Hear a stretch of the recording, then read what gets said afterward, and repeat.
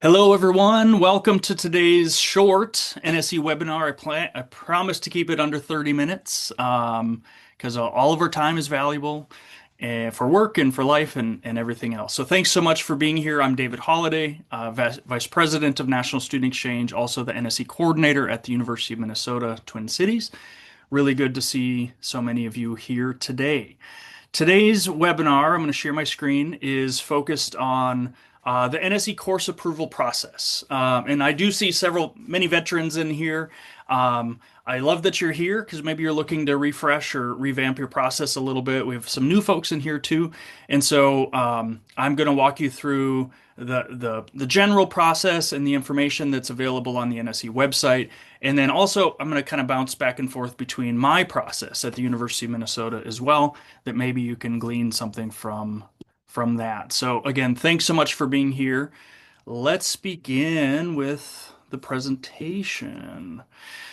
So, and big reason for this, and I wanted to do this webinar especially this summer because every student I talk to, they have two main questions or two main concerns about NSE. One is about affordability. We're going to talk about how tuition works and financial aid works a little bit later in the summer. The other one is about courses. I want to make sure the courses I take on NSE are going to keep me on track to graduate. So it's always on top of mind for students that are investigating this program and study abroad too, I know. So it's really important that you demystify the process for those students and let them know exactly how this works. And that in fact, NSE is very doable for almost any college student as long as they plan far enough in advance. So one of the first things to know and to understand is how NSE credits are treated on your campus. I think there are a few of you, and actually I'd be curious to see a raise of thumbs in the Zoom windows there, who handles NSE credits as resident credit. Do you actually replace your current courses with NSE courses? Anybody there in the group? Hope does from Sonoma State. Anybody else? I know there's some others out there in the NSE consortium, but I think the vast majority of us handle NSE credits as transfer credits. So, but either way, it's important that you understand that process and can articulate that process to your NSE students. And these are specifically some of the questions to ask. Who manages the evaluation process? On my campus, it's a little bit complicated. I direct students first to their academic advisor, but then in some cases, the admissions office has to be involved, and in other cases, the department, the chair of the department's involved. Is it done pre or post exchange? I, of course, always highly recommend that this be done pre-exchange, even pre-application if possible. But I do know I've heard of some campuses where the evaluation and approval actually happens after the exchange. Do those credits count towards the student's GPA? I think when these credits are resident credits, they do typically. Transfer credits may or may not. They don't at the University of Minnesota. Do they count towards residency requirements? Most of our campuses have some sort of requirements that students have to earn 30 or 60 resident credits in order to graduate from that university. Some of us also have residency requirements during the senior year. My campus requires 15 of the last 30 credits to be completed as resident credits. So my seniors can do NSE for one semester, but not both. Is there a difference between general education courses or liberal education courses, electives, and or major or minor equivalencies? Some of you may have different people involved or different processes for those three areas. And then lastly, is there a database of approved transfer credits? I think a lot of us that are from large universities, there are typically admissions databases for general transfer students. But for those of us that handle NSE as transfer credits, you can make use of that transfer credit database. So I actually wanted to show you here at the University of Minnesota, we use Transferology. I know this is an outside company. We pay a membership to be part of Transferology, but all of the approved transfer credits are documented in Transferology. And so for any student from the University of Minnesota that's looking to do NSE, I'm able to look up a specific state. These are domestic credits, and I'm just going to look at University of Alaska Southeast, and we'll look at current and future terms only. This is an easy, handy-dandy guide for me to help my students see Well, if you go and take, I'm looking for some direct equivalencies here. If you go and take their Chem S105 course, General Chemistry 1, it transfers back to the U of M as a direct course equivalency, Chem 61. A lot of times when you see asterisks here, it means it's an elective course. Could come into that department as an elective. We also see our LibEds, liberal education requirements are tracked right here. So some of you may be using transferology. That's great. You should get to know it really well if you do. Your campus probably has some other format for documenting transfer credits. And if you don't, you might want to start developing this yourself. Just create an Excel spreadsheet to document how those courses have been approved for transfer coming in. This is a great tool for recruitment. I will share this with a student who comes in and says, I'm an animal science major interested in going to University of Hawaii Hilo. Well, I can pull up transferology and actually show them the specific courses that have already been approved for transfer for students in that particular department. So make use of the materials, the documents that you have available on your campus, or like I said, start documenting it from here on forward for those students to really benefit from. The other important thing is to really have a clear documentation, written documentation of your process. So on my campus, as I've said, it's transfer credit's a little bit complicated. So I have this document, and I think it's about 4 pages long. But I'm going to share this I'll share this link in the chat. This is my expansive transfer credit instructions for students doing National Student Exchange. Feel free to copy and paste, pull from this. Much of it is specific to my campus, of course, but the general format or general information here certainly could be replicated for your own campus. So that's actually something that I don't give to students until after they're placed, unless I have a student who has really specific course needs, or we need to really ensure that the courses they plan to take on NSE are going to fit into their degree program. But that is kind of an overwhelming document to share with just a general student off the street interested in NSE. There's a lot of great information on the NSE website to help you in advising students, and this is helpful, especially pre-application. So all of these things are available on the NSE website. The first is the major search.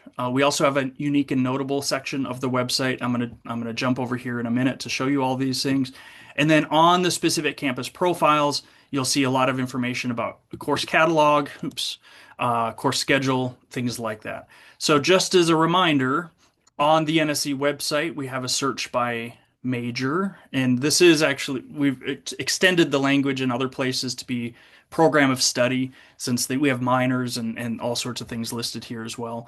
But this is a great place to start for students that maybe have specific course needs within their major or minor, or if they have a really specific academic need. And then I also referenced the unique and notable programs. This is a list of campuses that have identified specific programs as either notable, things that they're known for, or maybe they're highly ranked at the university, or they're unique. Maybe they're taught in an interesting way, a unique way, different perspective, different experiences, things like that. So I also share this with students. If I have an accounting major come in, I might say, hey, check out some of these schools because they've identified themselves as unique or notable programs. And then when you're looking at a specific campus profile, we're just going to look at Rhode Island College here. There's a lot of academic information listed here too on this academics tab. First of all, a link to the campus catalog. But as we know, a campus catalog lists every single major and minor and course offered at that university. It doesn't specify the term that's offered, fall or spring. Doesn't specify if it's offered, every other year, things like that. But it's a general guide, and you can oftentimes see course descriptions in there. But several years ago, we actually encouraged campuses to add the schedule of classes. And I'm going to just explore this. I should have done this ahead of time, but the course bulletin oftentimes is more term specific. And so we can look at spring 2025 courses at Rhode Island College. That would be helpful for a student looking at spring 2026. This might be a guide for them to see which classes are offered in the spring, if there are seats available in those classes, etc. So kind of a helpful tool, I think. You also see the registration queue. This is the most common scenario for our campuses. When will I register according to class standing? So that means sophomores register with sophomores, juniors register with juniors. Pretty good access to course availability. In some cases, you're going to see before campus students or priority registration. I forget what we listed there. And that's a great thing. That means your students will go there and they'll actually have first choice of classes. Don't have to worry too much about classes filling up and things like that. And then occasionally you're going to see after campus students. And that should be a signal to you and your students that class flexibility is really crucial because NSE students register at the end of the registration window. Classes may be full, students may have to petition to get into full classes, things like that. The other really critical academic information on the profiles is regarding closed programs. These are departments that are closed. NSE students cannot access these courses. So make sure that students see that and look at that if they're thinking about a particular school. You'll oftentimes see limitations as well. And limitations here, it has to do with, auditions or portfolio reviews, getting permission to take certain courses. Sometimes you'll see departments that have very strict prerequisites that may be difficult to obtain, or departments that are very full, enrollment impacted, and so again, enrollment cannot be guaranteed. So this is your job as a coordinator to make sure students look at this. So when you're reviewing an application with a student or you're doing an info session and looking through all of the information on the website, make sure you point out these things to students. It's about managing expectations, specifically with regard to course availability. This is very critical. Students should have a flexible academic plan. So as you're working with students, they're going to be identifying a handful of NSE schools that they're interested in. They're going to be reviewing each campus profile with regard to limitations and closed programs, but they need to maintain a flexible academic plan. So I always advise my students, you need to have 8 or 10 courses that you'd be willing to take at another campus. That's the ideal scenario when you're planning to do NSE. So there are times where a student will come to me and they say, I'm going to be a senior electrical engineering major and I need these 4 specific courses in order to graduate. Well, I will sometimes say, I don't think NSE is going to be a good fit for you because we cannot guarantee that. So it's based on course availability and course offering, actually. It's also going to be based on prerequisites and things like that. So managing expectations, sometimes turning away a student if you feel like this is just not going to be a good fit for them academically. But in reality, most college students, at the University of Minnesota, most of my college students need a large number of elective courses, electives outside their major, electives inside their major. They also need liberal education or general education courses. That constitutes flexibility, and those are the ideal courses to take on NSE. So, one kind of recruitment tip, I love recruiting students when they're coming in for orientation or specifically during their first year of college as first year students, and encouraging them to plan ahead for NSE and to plan for some flexibility in their schedule. Doing NSE sophomore year is ideal in a lot of ways because they're still working on prerequisites or maybe intro level courses or those general education requirements that most of our campuses will offer. Okay, so post-placement, your students applied, they've been placed at a particular campus, and so your role continues in the process. Number one, students are going to start hearing directly from their host campus, and they're going to be receiving information about course registration. Things like accessing the course schedule for that upcoming term. They're going to receive registration instructions directly from that school. Sometimes NSE coordinators actually handle the registration themselves, but I think for most of us, NSE students have access to the online registration system and register themselves. You should provide information about prerequisites. How do students verify prerequisites? How do they request permission to get into maybe some upper division courses? That information, instructions needs to be provided by that host campus. And then I added this last one here because I'm actually dealing with it right now with one of my incoming students. She was given access to our registration system way back in April for this fall semester. This is an incoming student. Um, and I periodically have checked registration for all of my students, and all along, she's not registered for any courses all along. And I've prompted her several times saying, "Hey, how can I help? Can I help with this?" And then I finally heard back from her last week. She's like, "No, I'm waiting for my home campus to pre-approve my courses." I told her, "Don't delay. Go ahead and register for courses because you want to get your seat in those courses." Now, if your department doesn't approve a course, you can still drop it and pivot and take a different course. So encourage your students to register as soon as they're able to. They can still add and drop classes, usually until the first week or so of the semester. So then, as a home coordinator, you're responsible for really following up on that credit approval process. So again, leaning back on your policies and procedures that hopefully have been documented. Students typically are working with their home campus academic advisor to do course selection, help them navigate the course approval process, whether it's working with the department or the registrar or your admissions office. At this point, sometimes syllabi are involved in that approval process for upper division major courses. Oftentimes, the department will need a syllabus. So, this is the time where the student could request that syllabus, reach out to that instructor or that department offering the course. It's also your responsibility to understand credit implications for financial aid. NSE does require full-time enrollment for all students, but that also financial aid eligibility is dependent on the number of credits they're taking, so make sure that they understand that. And then students should be documenting this process. So the other document that I have is right here, and I can share this, but NSE, we actually have a generic template here. This is an academic planning form that allows a student to start listing the courses they plan to take on exchange. And then in consultation, in conversation with their advisor, they'll be indicating if this is a major course, minor, lib-ed, or elective credit. Some departments will give tentative or final approval and make comments.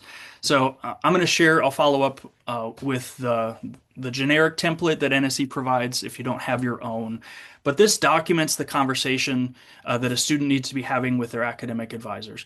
Now, I think a lot of us, this is this is a bit of a relic because my campus, and I think many of our campuses also have electronic note-taking systems and things like that, student information systems, where actually a lot of the conversations between students and their advisors happen electronically, and it's all archived there.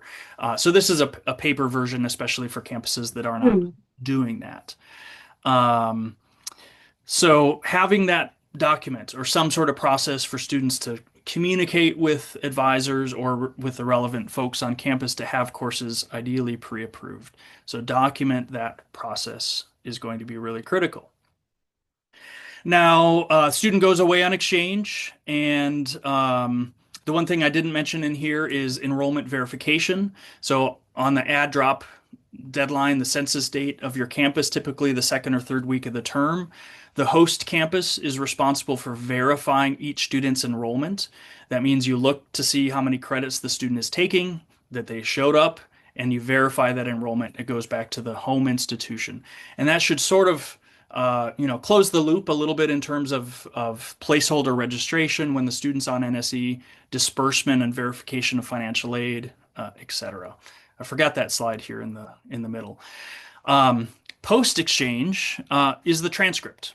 So the exchange is not complete until that transcript comes back to the home institution. Chapter 18 of the NSE handbook actually deals with post-exchange and how transcripts work.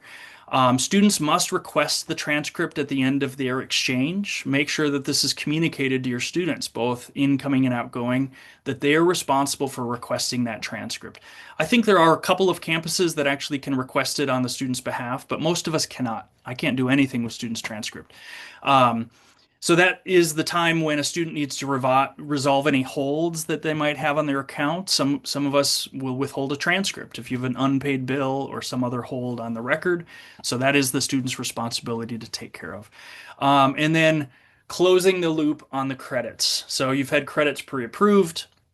Now is the time to actually apply those to the student's degree requirements. So this will look different on every campus. I know there are some schools, again, those that actually handle NSE credits as resident credit. You actually will kind of place those courses back on their transcript at that point. On my campus, transfer credits never appear on our official University of Minnesota transcript, so we just have a block that says 15 credits earned from UNLV through National Student Exchange. But the credits, the names of courses themselves, they show up on sort of an internal auditing system that my campus handles. So whatever your campus process is, make sure those NSE credits are actually applied to the student's record. Oftentimes that does mean the student has to follow up with their academic advisors and have those courses that were pre-approved, maybe for a major or minor course. The advisor oftentimes has to actually put that in place manually. So students generally will navigate that process, but help them along the way and remind them about that. You should know that there are ramifications if a student does not have a transcript or does not submit their transcript at the end of the exchange, especially if they received financial aid. That'll be a big issue. Financial aid can actually be recalled if those credits do not end up coming back to their home university. Okay, I did end in plenty of time, so I want to stop here and see if there are any questions. Do any of you have particular roadblocks or issues that you've encountered with students or on your campus? Anything that we collectively could talk about, or any other thoughts on this particular topic? I'm going to stop my screen share. I have one, David. Yeah, go ahead. So I'm happy. You covered this. So on your course equivalency transfer form or whatever you call it, I've been having an issue defining a process from when academic advisors help with course approvals versus faculty advising. Okay. So I'm curious if anyone else has experience of like, should faculty be the ones approving this, or does it not necessarily matter for NSE courses?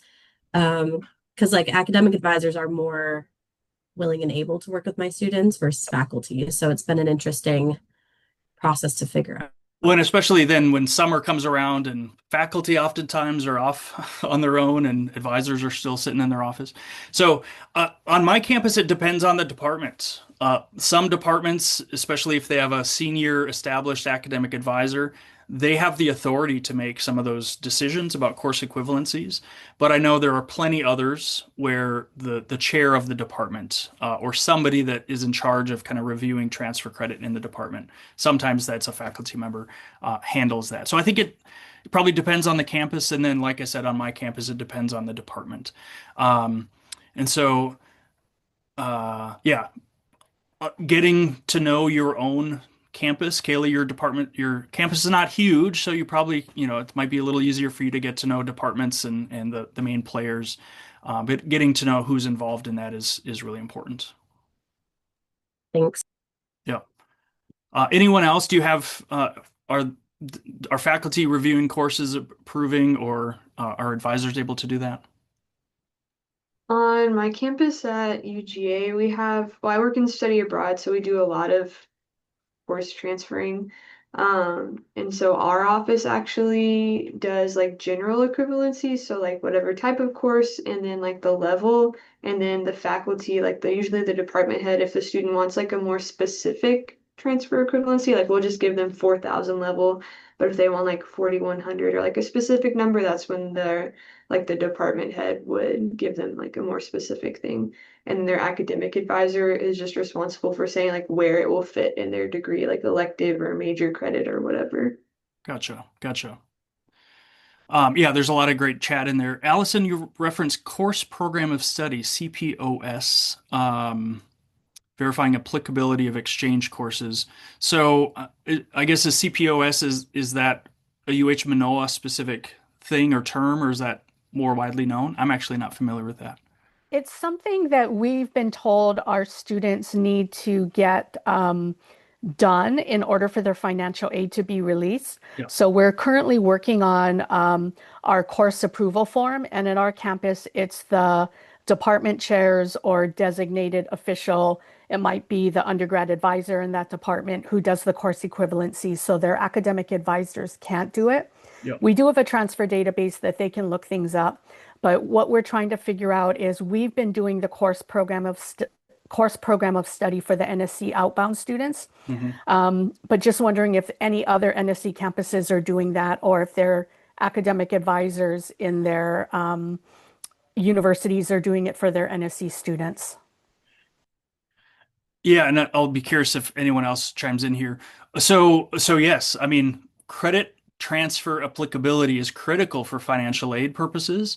I had one student a few years ago, luckily only one, who went on exchange and then they, had their courses pre-approved on our campus. They went there and they changed their schedule and they took two other random classes. Well, those random classes were not actually applicable to transfer back to the University of Minnesota. Thus, they became ineligible for that financial aid money that they received. So they had to pay back a portion of their financial aid. So course applicability to a degree program is really critical, and that's what this is all about.